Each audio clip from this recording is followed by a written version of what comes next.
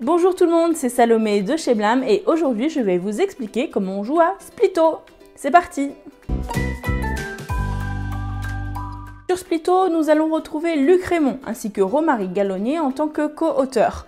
C'est Maud Chalmel qui s'occupe de l'illustration du jeu. Splitto est un jeu qui se joue de 3 à 8 joueurs pour des joueurs de 8 ans et plus et des parties d'environ 15 minutes. Une partie de Splitto va se dérouler en 13 tours, tours pendant lesquels chaque joueur va devoir collaborer avec ses voisins directs, c'est-à-dire celui à gauche et à droite, afin d'être à la fin celui qui a le plus de points. Comment se passe un tour de jeu? Eh bien, chaque joueur va venir choisir simultanément une carte de sa main. Il va aussi devoir décider dans quelle zone il va venir poser la carte face cachée, soit celle qu'il partage avec son voisin de gauche ou celle qu'il partage avec son voisin de droite. Attention, vous devez clairement montrer de quel côté vous allez poser votre carte. Vous n'avez pas le droit de changer de décision parce que vous voyez ce que vos petits camarades vont faire. Dans Splitto, nous avons deux types de cartes. Les cartes Splitto, qui sont composées d'une valeur et d'une couleur. Ces cartes-là vont avoir pour but de remplir des objectifs. Et donc le deuxième type de carte, c'est les cartes objectifs. On y retrouve le nombre de points qu'elle va nous rapporter, en fonction du nombre de losanges présents en haut de la carte, ainsi que les conditions qu'il faut remplir pour obtenir ces points. Et il y a en tout 4 types d'objectifs.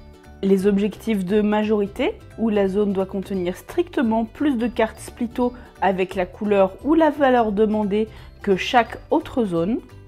Les objectifs de valeur, où la zone doit contenir exactement le nombre de cartes Splitto ou aucune, en fonction des cartes, de la valeur indiquée, quelle que soit la couleur. Nous avons aussi les cartes objectifs variété, où la zone doit contenir un certain nombre de couleurs et ou de valeurs différentes. Et les cartes objectifs de type zone, où la zone doit contenir un certain nombre de cartes, Splitto et objectifs confondus. Et c'est déjà la fin du tour. Vous allez venir prendre votre paquet et le passer à votre voisin de gauche. Et du coup, vous allez récupérer de votre côté le paquet que va vous donner votre voisin de droite. Et c'est parti pour un nouveau tour. Et vous allez continuer comme ça jusqu'à ce que plus personne n'ait de carte en main, c'est-à-dire jusqu'à la fin du 13e tour. Après ça, vous allez passer au décompte final. Tout d'abord, il faut attribuer les objectifs communs aux zones de jeu qui l'ont remporté. C'est ces deux-là qui se trouvent au centre de la table et que vous avez normalement mis au début de la partie. Attention, en cas d'égalité, personne ne remporte l'objectif. Ensuite, vous allez regarder dans chacune de vos zones pour vérifier que vous avez bien rempli les objectifs que vous vous étiez posés. Si c'est le cas, tant mieux, vous les laissez face visible et vous pourrez les compter lors du décompte. Et si ce n'est pas le cas, vous allez venir retourner la carte objectif concernée, histoire de ne pas la compter dans le décompte final. Et nous allons voir tout de suite ensemble quelques exemples de décompte d'objectifs. Ici, pour réaliser cet objectif, je devais avoir exactement 3 couleurs différentes dans la zone. Vous voyez, là, c'est le cas, je remporte donc 4 points. Pour cet objectif, je dois avoir une majorité stricte de jaune par rapport à mes adversaires. J'ai 4 cartes jaunes et les autres zones en ont respectivement 1 et 3. Je remporte donc cet objectif qui me rapporte 3 points. Enfin ici, il me faut exactement 2 cartes de valeur 5. Malheureusement, j'en ai 3. Je ne peux donc pas valider cet objectif. Il ne vous reste plus qu'à faire la somme des points qui vous sont donnés par les objectifs de chacune de vos zones. Et vous allez venir multiplier ces deux chiffres pour avoir votre résultat final. Mettons qu'ici, à la fin de la partie, j'ai un score de 3 et ici, un score de 5. 3 x 5, 15. J'ai donc 15 points lors du décompte final. Et à la fin de la partie, c'est celui qui a le plus haut score qui l'emporte.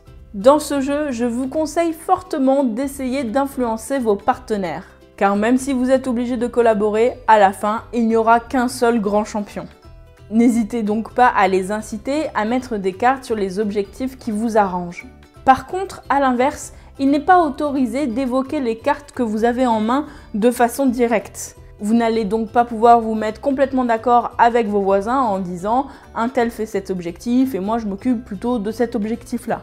Vous voilà donc avec les règles complètes de Splitto, mais laissez-moi vous donner quelques conseils pour bien démarrer votre première partie. Pour un premier tour optimum, je vous conseille de poser, si vous en avez une carte qui correspond aux objectifs du centre de la table. Si aucune carte ne fonctionne, choisissez du coup plutôt une carte objectif, ça vous permettra d'avoir un début de stratégie.